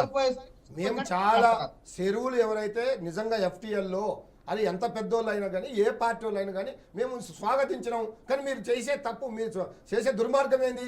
వాళ్ళని వదిలిపెట్టారు. వాళ్ళు డబ్బులు ఇస్తున్నారు కాబట్టి వాళ్ళు మీ ఆ డబ్బుల్ని తీసుకుపోయి మీరు ఢిల్లీలో కప్పం కడుతున్నారు కాబట్టి వాళ్ళని వదిలిపెట్టారు. Right. ఇప్పుడు మీరు పోయేది ఎవరి మీదకి? Right. పేదల డబ్బులు మీదకి. రాజకీయాలు, నోరు లేని అలవాటు, నిరుపేదల మీదకి రేపు పోతున్నారు. ఫోన్ ట్యాపింగ్ ఒక వికలాంగుల కాలనీ భార్యాభర్తలు వేశారు, ఒక దళిత కాలనీని ఇట్లాంటి మొత్తం దుర్మార్గాలన్నీ వాళ్ళు చేశారు 50 కాబట్టి సంవత్సరాల Right. రూపాయి Right. రూపాయి Right. కూడా మీరు ఒక్క అధికారిని అరెస్ట్ చేశారు. అమరనాథ్. ఒక్క అధికారి మీదైనా నిర్మాణాత్మక వీళ్ళు ప్రతిపక్షంగా రిజిస్ట్రేషన్ వ్యవహరించండి. చేసింది తప్పులు వీళ్ళుగా తప్పనండి. 70 ఏళ్ళ కాంగ్రెస్ నుంచి, పార్టీ 80 ఏళ్ళ నుంచి అవినీతి ఈ దానిపైన కబ్జాలు పోరాటం నడుస్తున్నాయి. చేయండి. Right. లేదా లేకపోతే వాళ్ళు ఇల్లు కావాలని చెప్పి కట్టుకుంటున్నారు. పట్టదాల్సి మరి వాళ్ళకు పెడితే పర్మిషన్ ప్రజలు ఇచ్చింది మీ అధికారులే. ప్రజలు ఊరుకోరు. అధికారులు పార్టీ ఎవరున్నా అధికారం ఎవరున్నా అధికారులు మాత్రం వాళ్ళే కదా. అప్పుడైనా ఇప్పుడైనా ఆ అధికారులను ఒక్కరినైనా Right. అరెస్ట్ చేశారా? Right. అమర్నాథ్ గారు. ఒక్కరినైనా ఒకరి మీద చర్య తీసుకున్నారా? Right. మీరు ఎందుకు పేదలకే మీరు ఇబ్బంది పెడుతున్నారు? పేదల ఇళ్ళనే రాత్రి ఎందుకు కూలగొడుతున్నారు? Right. దీనిదే సమాధానం చెప్పండి. రైట్ అమర్నాథ్ గారు ఇప్పుడు జరుగుతున్న పరిణామం Right. బిఆర్ఎస్ పార్టీ వాళ్ళు మాట్లాడుతున్నారు. నిజంగా ఎంత నవ్వులాటలు ఎట్లా ఉన్నదంటే 10 సంవత్సరాలు వాళ్ళ అధికారంలో ఉంటే ఇప్పుడు తెలంగాణ ఏర్పడి కొత్త రాష్ట్రం ఏర్పడ్డది, చిన్న రాష్ట్రం ఏర్పడ్డది. ఆ రాష్ట్రానికి ఒక మంచి సంప్రదాయాలు, మంచి సంస్కృతి, మంచి రాజకీయ సంస్కృతి నేర్పాల్సిన అప్పటి ముఖ్యమంత్రి కేసీఆర్ గారు ఏం నేర్పారండి? ఎమ్మెల్యేలను కొనుగోలు నేర్పించిండు. రైట్, ఎవరినైతే రియల్ ఎస్టేట్ బడాబాబులను బెదిరించి డబ్బులు వసూలు చేసుడు. రైట్ అంటే మనం కొద్దిగా ఈ హైడ్రా రిలేటెడ్ ఈ అక్రమ కట్టడాల రిలేటెడ్ కే మనం ప్లీజ్ కన్ఫైన్ అవుతాం. ఎందుకంటే మళ్ళీ డిస్కషన్ వెళ్ళింది అనుకోండి డిబేట్ అవుతుంది. Just make sure. ఇప్పుడు అదే అయ్యప్ప సొసైటీలో అదే గోకుల్ ట్రస్ట్ భూములని మాట్లాడి ఒక రోజు వెళ్ళి ఒక బిల్డింగ్ కూలగొట్టారండి. కూలగొట్టంగానే అక్కడ ఉన్న వాళ్ళందరూ కలిసి మరి ఏం సెటిల్మెంట్లు చేసుకున్నారు, ఏం కథనో కదా దాని గురించి మాటలేదు, ముచ్చటలేదు. ఈ రోజు అక్కడ బ్రహ్మాండాల కట్టడాలు నడుస్తున్నాయి, అమ్మకాలు నడుస్తున్నాయి, రిజిస్ట్రేషన్ నడుస్తున్నాయి. ఇప్పుడు వాళ్ళు నిజంగా వాళ్ళకి చిత్తశుద్ధి ఉంటే వాళ్ళు అప్పుడు ఆ రిజిస్ట్రేషన్ ఆఫీసులకు ఆ లిస్టు పంపించేది ఉండే. అసలు రిజిస్ట్రేషన్లే కావు కదా. ఇప్పుడు ఈ రోజు సామాన్యులు అతి సామాన్యులు వచ్చి రైట్ ఆ 70 సంవత్సరాల గురించి కూడా మాట్లాడదాము. బట్ అంటే ఆ 70 ఏళ్లలో మీ 10 ఏళ్ళు కూడా ఉన్నాయి కదా. ఆ 10 ఏళ్లకు సంబంధించి ఇప్పుడు కొన్ని మీరు క్లెయిమ్ చేసుకుంటారు కదా రాముడు, కొన్ని మీరు క్లెయిమ్ చేసుకుంటున్నారు.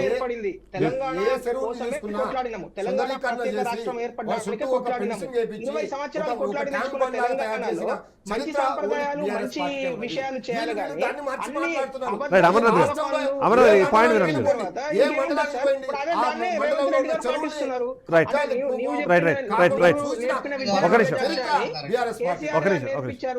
అటువంటి మాటలే, అటువంటి ఎమ్మెల్యేలను కొనుగోలు, ఇదే పని కదా సార్. అమర్నాథ్ గారు బీఆర్ఎస్ నుంచి వినిపించే మాట ఇవాళ ఏదైతే మిషన్ కాకతీయ పేరుతో సరే ఎలాంటి ఆరోపణలు వినిపించినా లేకపోతే అలాంటి అభ్యంతరాలు వచ్చినా సరే ఆ రోజు రాష్ట్ర వ్యాప్తంగా ఉన్న ఎన్నో వందల చెరువుల్ని మేము పునరుద్ధరీకరించాము. అంతేకాకుండా దాంట్లో పూడికను తీసి వాటికి మళ్ళీ ఒక కొత్త ఉత్తేజాన్ని ఇచ్చే ప్రయత్నం చేసాం. ఆ తర్వాత వాటర్ లెవెల్స్ పెరిగాయి అనేది కొన్ని డిస్కషన్స్ ఎప్పటికప్పుడు ఉంటూనే ఉన్నాయి.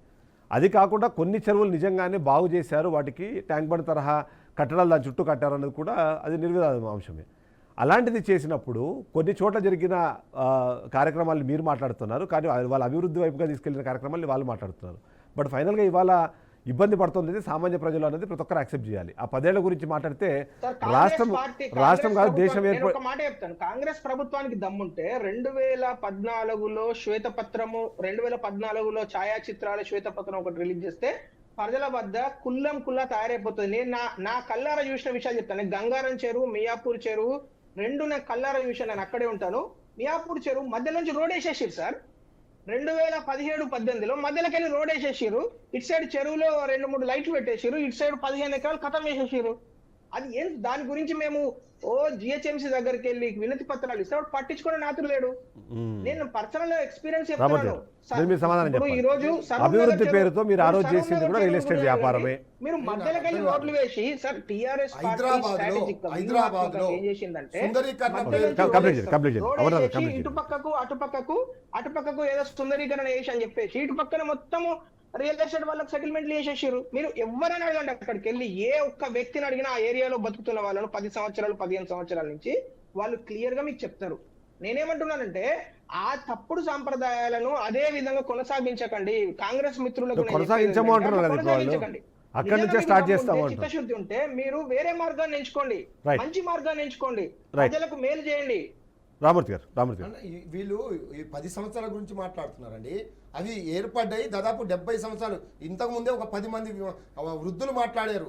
వాళ్ళు పెన్షన్ అంటే ఇక్కడ మూసీకి ఇతరత్ర వాటికి మనం కనెక్షన్ పెట్టదు, ఎందుకంటే మూసీకి సంబంధించి మూసీకి పక్కన పెడదాం. ఎస్టీపీలను కంప్లీట్ చేసింది 90% కంప్లీట్ చేసింది బీఆర్ఎస్ ప్రభుత్వము. 16 బ్రిడ్జీలు మూసి మీద కట్టి అదే కాదు. ఒక మోడల్ గా తయారు చేసింది బీఆర్ఎస్ ప్రభుత్వం. వీళ్ళపై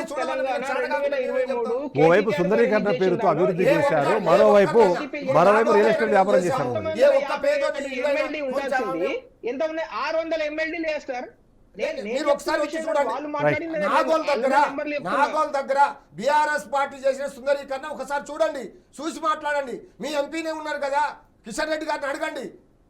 కాబట్టి మీరు చేయాల్సింది సుందరీకరణ పేరు మీద వాళ్ళకు లక్షల కోట్లు. ఇప్పుడు 2400 కిలోమీటర్లు చేయడానికి వాళ్ళకు 40,000 కోట్లు అయితే, వీళ్ళు ఒక 55 కిలోమీటర్లు చేయడానికి 150,000 కోట్లు ఎందుకైతే అని ఎప్పుడైనా మీ బీజేపీ ఎంపీలు ఒక మాటను అడిగారా? దాని మీద కనీసం ఒక మాటను, ఒక ప్రెస్ మీట్ అన్న మీ ఎంపీలు పెట్టారా? మీ పార్టీ పెట్టిందా? పెట్టరు. ఎందుకంటే వాళ్ళకి చక్కబదిలీ చేయడమే వీళ్ళ పని. రైట్. ఇవాళ బీజేపీ 24 గంటలు ధర్నా చేస్తుంది. అంటే కేవలం ఈ హైడ్రా అనేది ఒకటే కాదు, రైతులకు సంబంధించి కూడా, లేకపోతే సామాన్య ప్రజలందరికీ అవసరమైన చాలా పథకాలకు సంబంధించి ప్రభుత్వం స్పందించాలని చెప్పేసి. అమర్నాథ్ గారు దాని గురించి మాట్లాడండి. ఇప్పుడు సార్ విషయం ఏంటంటే, హైడ్రా వచ్చి హైడ్రామా చేసి ప్రజల యొక్క దృష్టిని మరుస్తున్నది అనేది భారతీయ జనతా పార్టీ అనుకుంటున్నది. ఎందుకంటే ఈ రోజు ఇప్పుడు అక్టోబర్ నెలకు వచ్చేసినాం మనం. అక్టోబర్ నెలలో ఏమొస్తాయి? వరి వస్తుంది. వరి వచ్చినప్పుడు ఇప్పుడు వరి కోతలు స్టార్ట్ అయితే వరికి 500 రూపాయలు రైతు భరోసా ఇవన్నీ ఇవ్వాలి. ఉత్తమ్ కుమార్ రెడ్డి మొన్న ప్రెస్ మీట్ పెట్టి ఏం చెప్తున్నాడు ఆయన? 500 రూపాయలు ఇవ్వడానికి మేము కార్యాచరణ ప్రణాళిక రూపొందిస్తున్నామని చెప్పి. ఇంకా ఎన్ని సంవత్సరాలు రూపొందిస్తారు కార్యాచరణ ప్రణాళిక? 500 రూపాయలు ఇస్తామని చెప్పారు. ఫస్ట్ లో మొత్తం అందరి రైతులకు 500 రూపాయలు బోనస్ ఇస్తా అని చెప్పారు. తర్వాత వచ్చి ఏం చెప్పారు? ఓన్లీ సన్నాలు పండించిన వాళ్ళకే ఇస్తా అన్నారు. తర్వాత వచ్చి ఏం చెప్పారు? మేము ఐడెంటిఫై చేస్తాము, వాళ్ళకు మాత్రమే ఇస్తామని చెప్పారు. ఏంది మాటలు, ఏంది కథ ఏంది? ఫస్ట్ రైతులకు అన్యాయం జరుగుతున్నది ఈరోజు తెలంగాణలో. ఫస్ట్ బోనస్ ప్రకటించారు కాంగ్రెస్ పార్టీ, బోనస్ ప్రకటించి వాళ్ళు వచ్చారు అధికారంలోకి వచ్చిన కాంగ్రెస్ పార్టీ. బోనస్ ఎందుకు 15,000 రూపాయలు ఎక్కడికి వెళ్ళినాయి? ఇప్పటి వరకు రైతు కూలీలను ఐడెంటిఫై చేయలేదు. రైతు కూలీలను ఎవరు ఐడెంటిఫై చేయాలి? ప్రభుత్వం ఐడెంటిఫై చేస్తుందా, లేకుంటే బీజేపీ పార్టీ ఐడెంటిఫై చేస్తుందా? పని ఎందుకు చేయట్లేదు? ఇప్పుడు వాస్తవానికి ఇచ్చిన హామీలను నెరవేర్చకుండా వీళ్ళు వృద్ధులకు 4,000 పెన్షన్ ఇస్తారన్నది అది మాత్రం ఆయన నెరవేర్చలేరట. 2,500 మహిళలకు ఇస్తారని అది చేయరట. కానీ 150,000 కోట్లు మాత్రం పెట్టి సుందరీకరణ చేస్తామని ఒక దుర్మార్గమైన. కాబట్టి వీళ్ళకు దమ్ము ధైర్యం ఉంటే, వీళ్ళకి ఇప్పటికైనా బుద్ధి జ్ఞానం ఉంటే 100 రోజులలో అమలు చేస్తామన్నది ఏ ఒక్కటి కూడా అమలు చేయలేదు. కాబట్టి వాటిని అమలు చేయండి ఫస్ట్. పట్టుకొని పేదల ఇల్లు కూర్చున్నారు, ఎట్లా నా పాపం తగులుతుంది, వాళ్ళ కన్నీళ్ళలో మీరు కొట్టకపోవడం ఖాయం. ఈ పాయింట్ కూడా మీరు ఆన్సర్ చేయండి, మనం కన్క్లూషన్ వైపు వెళ్దాం. ప్రభుత్వ పథకాలు ప్రజలకు అందట్లేదు, దాని మీద నుంచి దృష్టి మరల్చడానికి ఈ హైడ్రా పేరుతో హైడ్రామా, ఇది ఒక మాట దీన్ని షార్ట్గా కన్క్లూడ్ చేయండి. ఎందుకంటే మనం ఏదైతే హైడ్రా ఉంది, తర్వాత మూసీ రివర్ ఫ్రంట్ సంబంధించి డిస్కషన్ చేద్దాం. ఆ పాయింట్ షార్ట్గా కన్క్లూడ్ చేయండి. ప్రభుత్వ పార్టీ ఇచ్చినటువంటి 6 గ్యారంటీల్లో దాదాపు 90% అమలవుతున్నాయి. రైతు భరోసా మనసాక్షిగా మాట్లాడండి, ఇంకా అబద్ధాలు ఎందుకు మాట్లాడతారు? రైతు అదే విధంగా అన్ని ఏదైతే మేనిఫెస్టో అయితే ఇప్పటి వరకు కొనసాగుతున్న ఏంది? నేను చెప్పిన అంకెలతో నోటి మాటలు కాదు, సాక్ష్యాధారాలతో మీరు ఆర్టీఐ అప్లై చేసినా అదే సమాచారం వస్తుంది. ఇప్పటికి 47 లక్షల మందికి గృహజ్యోతి పథకం ద్వారా 200 యూనిట్ ఇస్తాము. దాదాపు 62 కోట్ల మంది మహిళలకి ఉచిత బస్సు ప్రయాణం కూడా మహాలక్ష్మి పథకంలో భాగంగానే. అదే వీళ్ళు అన్నట్టు 2000 వాళ్ళు గతంలో రుణమాఫీ చేయలేకపోయిన వాళ్ళు, చేయలేని దాన్ని మేము ఇప్పటికీ 22,30,000 పైచీలు ఖాతాల్లో 18,000 కోట్లు వేసినాం. మొత్తం 31,000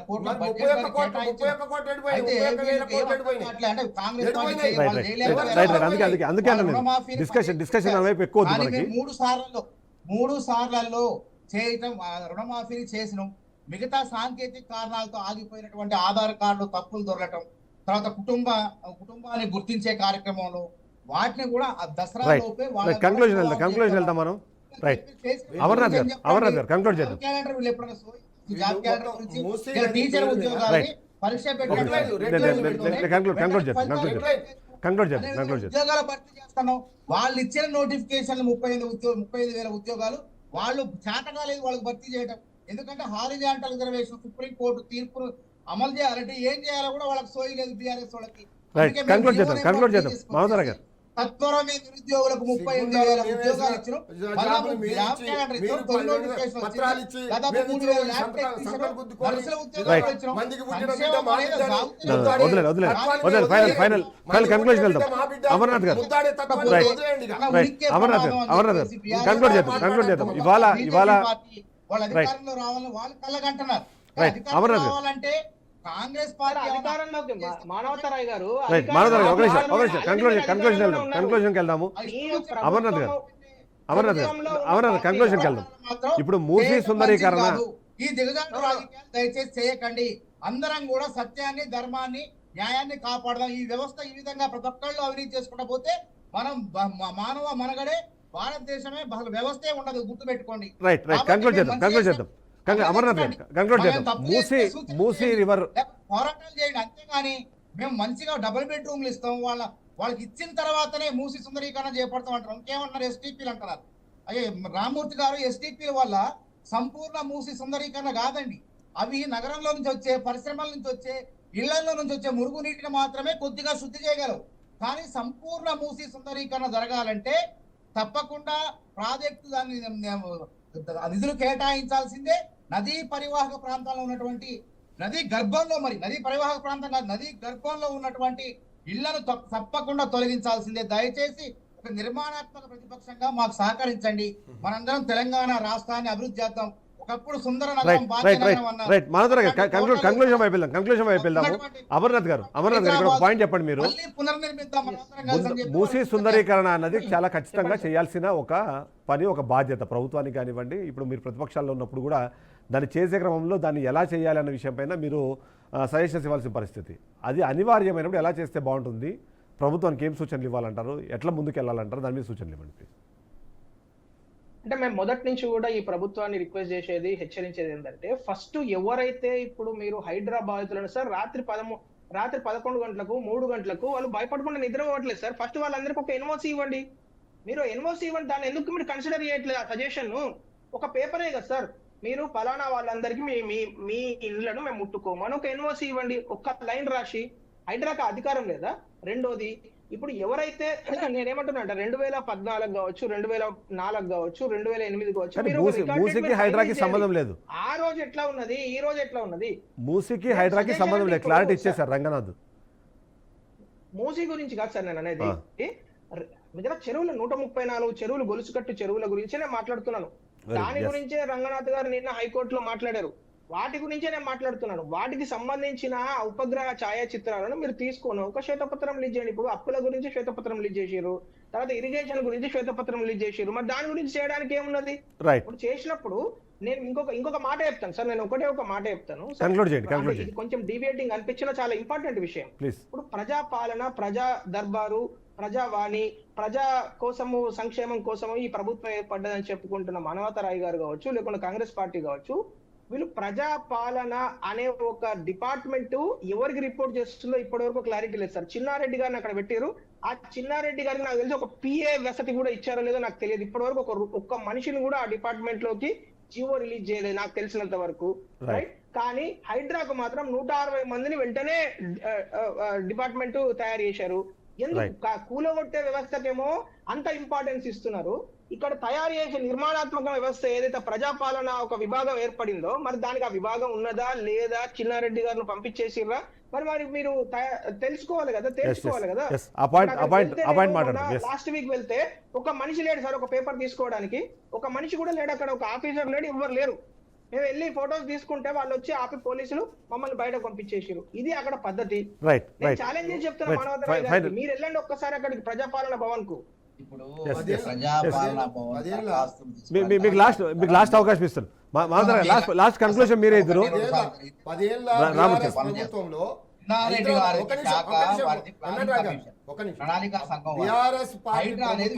నిర్వహణ విపత్తు అనేది ఎటు నుంచి వచ్చిందో ఎప్పుడు వచ్చిందో తెలియదు. దానికి ఎప్పుడు కూడా అప్రమత్తంగా మంది మార్బలం ఉండాలి. దయచేసి గ్రహించండి. మనం ఏదో విమర్శించాలా అని చెప్పి కాంగ్రెస్ పార్టీ మీద మాట్లాడాలి. ఎన్డీఆర్ఎఫ్ ఉంది కదండి దానికోసం. ప్రణాళిక సంఘం ఎప్పుడైనా ఇప్పుడు ఎన్డీఆర్ఎఫ్ ఆల్రెడీ ఉంది. హైడ్రాకి హైడ్రా అనేది నోడల్ ఏజెన్సీ కదా. చెప్తున్నా, సుప్రీంకోర్టు మార్గదర్శకాలను అనుసరించే మొన్న చెప్పిన సుప్రీంకోర్టు, అంతకుముందు చెప్పింది మొన్న చెప్పిన సుప్రీంకోర్టు మార్గదర్శకాల గురించే మాట్లాడతాం తప్ప, పనిచేస్తాం తప్ప సొంతగా చేయట్లేదు. రంగనాథ్ గారికి అవసరం లేదు. కాబట్టి కంక్లూడ్ చేద్దాం. మనోహర్ గారు ఒక నిమిషం. దయచేసి ప్రతిపక్షాలు సహకరించండి. వాళ్ళని రెచ్చగొట్టి బీఆర్ఎస్ పార్టీ అయితే తెలంగాణ ఉద్యమంలో శవరాజకీయాలు చేసింది, మళ్ళీ మొన్న మధ్య నిరుద్యోగుల విషయంలో శవరాజకీయాలు చేయాలని చూస్తుంది. మళ్ళీ ఇప్పుడు మూసీ పరివాహక ప్రాంతాల్లో చచ్చిపోతే టీఆర్ఎస్ కండవ కప్పుకొని రాజకీయం చేయాలనుకోవటం దిగజాడు రాజకీయం. దయచేసి భవిష్యత్ తరాలకు హైదరాబాద్ భారతదేశంలో ప్రపంచంలో గొప్ప పేరున్న హైదరాబాద్ యొక్క అభివృద్ధిని నిర్మించడం కూలగొడుతున్నారు. హైదరాబాద్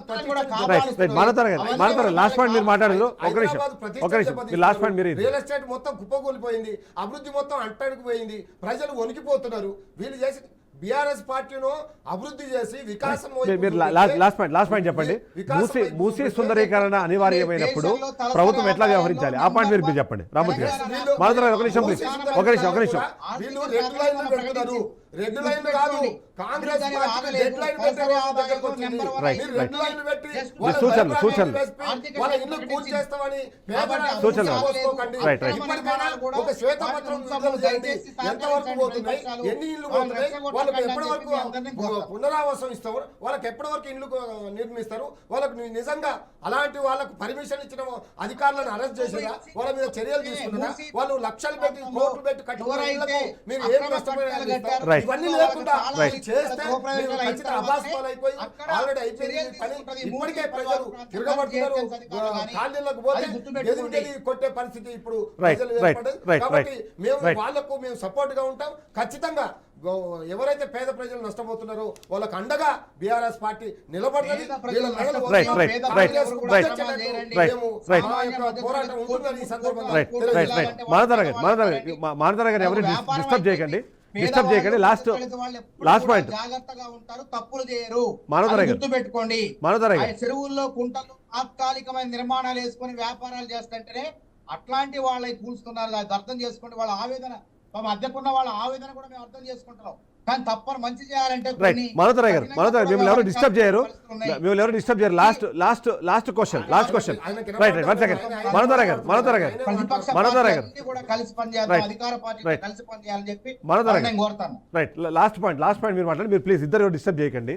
ఇక్కడ 2-3 ప్రశ్నలు, ఆ 2-3 ప్రశ్నలు మీరు సమాధానం చెప్పాలి. మొదటిది, ఇప్పటికే 150 కోట్లకు సంబంధించిన ఒక స్కామ్కి ఇది మొత్తం అంతా ప్రారంభమని మాట్లాడుతున్నారు. దానికి ఒక సమాధానం చెప్పాలి మీరు. రెండోది, హైకోర్టు కూడా ప్రశ్నించింది, అవగాహన కల్పించడంలో ప్రజలకు మీరు విఫలమవుతున్నారు.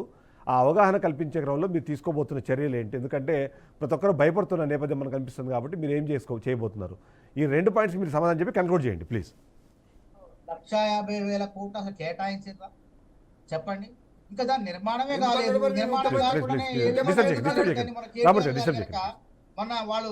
వాళ్ళ నాయకుడే టీఆర్ఎస్ నాయకు కందాల ఉపేంద్ర రెడ్డి గారు వాళ్ళకి గడ్డి పెట్టినా వాళ్ళకి మారట్ల బుద్ధి రావట్లేదు. అరే నేను టీఆర్ఎస్ వాళ్ళు కాంట్రాక్ట్ ఇచ్చి అసలు అది అక్కడ సంబంధించినటువంటి ప్రాజెక్ట్ మొత్తం ఆ 3,666 కోట్లు అయితే మొత్తం 8,000 కోట్ల అవినీతి జరిగిందంటారు. అర్థం ఉండాలా, పర్థం ఉండాలి చెప్పండి. ఆరోపణలకి సమాధానం వద్దు ప్లీజ్. ఆరోపణలకు సమాధానం వద్దు, నా ప్రశ్నలకు సమాధానం చెప్పండి చాలు. ఆరోపణలు అవన్నీ వద్దు, అవి ఆరోపణలు ప్రత్యారోపణలు ఉంటాయి. ప్రజలకి ఫైనల్ కన్క్లూజన్ ఈ 2 పాయింట్స్. 5 ఏళ్లలో అంచనాలు అవి 1,50,000 కోట్లతో మూసీ సుందరీకరణ అద్భుతమైనటువంటి లండన్ నగరంలో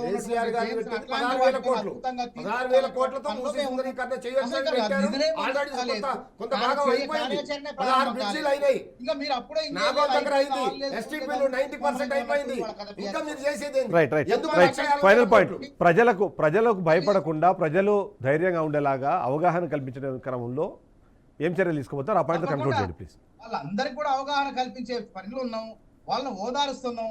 దాదాపు ఇప్పుడు 150 ఫ్యామిలీలు డబుల్ బెడ్రూమ్ ఇళ్లలోకి పోయినాయి. మిగతా వాళ్ళని కూడా అర్థం చేసుకుంటారు. మంచి చేసేటప్పుడు కొంతమంది ఇట్లాంటి కొన్ని శక్తులు కలిసి దాన్ని రెచ్చగొట్టే ప్రయత్నం చేస్తుంది. వాళ్ళు చావాలి చచ్చిపోతే ఆడ బీఆర్ఎస్ పార్టీ కూర్చొని మన తెలంగాణ ఉద్యమం రైట్ అమరుల చావులాగా రాజకీయం చేయాలని చూస్తుంది. Right. ఇది మంచి మరి పని ఇంకొక కాదు. మాట, అక్రమ ఇది కట్టడాలు ప్రతిసారి ప్రజలు ఇది ఎప్పుడు మంచి పెడతారో పని వెబ్సైట్ కాదండి. లో Right. దయచేసి Right. అక్రమ Right. కట్టడాలు Right. డిస్ట్రిబ్యూట్ పెడితే Right. ప్రజలు గుర్తించుకొట్టే పరిస్థితి అవగాహన ఉన్నది. మీ కల్పించబోతున్నారు మొహాల కదా. మీద ఉమ్మేస్తున్నారు. Right. ఇంకా మీరు బుద్ధి రాకుంటే ఏం చేస్తాం? ఒకటి Right. గుర్తు పెట్టుకోండి, సుప్రీంకోర్టు మొన్న ఏమన్నప్పుడు అమర్నాథ్ గారు, ఇప్పుడు మీకు తెలిసి చదువుకున్న వారు మీకు తెలుసు, మనం మొన్ననే సుప్రీంకోర్టు ఏం చెప్పింది, నిర్దాక్షిణంగా నాళాల పైన, మురుగు కాలువ నీళ్లు ఎక్కడ ప్రవహించే నాళాల పైన అక్రమ కట్టాలు ఉంటే కనపడితే కూల్చేయమని రైట్ నిర్దాక్షిణ్యంగా రైట్ మూడు రైట్ గంటలకు ఎందుకు పోతున్నారు? రైట్ రైట్ రైట్ ఫైనల్ గా తెలియాలి కదా. Right. మెసేజ్ చెప్పాలి కదా. Right. సామాన్యులు కదనే. రిజిస్ట్రేషన్ చేసిన వారి పైన కూడా వాళ్ళని పెద్దోళ్ళకు కూర్చొని కలిపి చెప్పండి, పేదలకు సుప్రీంకోర్టు కలిపి చెప్పొచ్చు, ఎందుకు? ఇంకొకటి చెప్పొచ్చు. ఆ ద్వంద్వ Right. వైఖరి ఏంటి? రైట్ రైట్ రైట్ దానికి ఏంది రైట్ కారణం ఏంటి? Thank you very much Manohar garu thank you very much Amarnath garu thank you very much Bommera Ramurthy garu ప్రజలకు అర్థమైంది. రైట్ పని రైట్ పడతారు. Right thank you very much Bommera Ramurthy garu thank you very much Amarnath garu thank you very much Manohar Rai garu. ఓవరాల్గా చూస్తే మాత్రం భవిష్యత్ అన్నది బాగుండాలంటే వర్తమానంలో కొద్దిమంది ఇబ్బంది పడతారు అన్నది ఖచ్చితంగా మనకు కనిపిస్తుంది. బట్ అదే సందర్భంలో వాళ్ళకి అవగాహన కల్పించి వాళ్ళు భయపడకుండా వాళ్ళ మీద తీసుకుంటున్న చర్యలకు వాళ్ళకు సరైన కారణాలు చెప్పి ఆ పేద ప్రజలకు ఎవరికైతేనో వాళ్ళకి ఊరట కల్పించేలాగా వాళ్ళకి లాభం జరిగేలాగా ప్రభుత్వం చర్యలు తీసుకోవాలి. ఆ చర్యలు తీసుకునే క్రమంలో రూల్ ఆఫ్ లాను కంపల్సరీ ఫాలో అవ్వాలి అన్న హైకోర్టు సూచనలు మరొకసారి పరిగణలోకి తీసుకోమని కోరుకుంటూ ఇది ఇవాళ షో. రేపటి షోతో మళ్ళీ కలుద్దాం.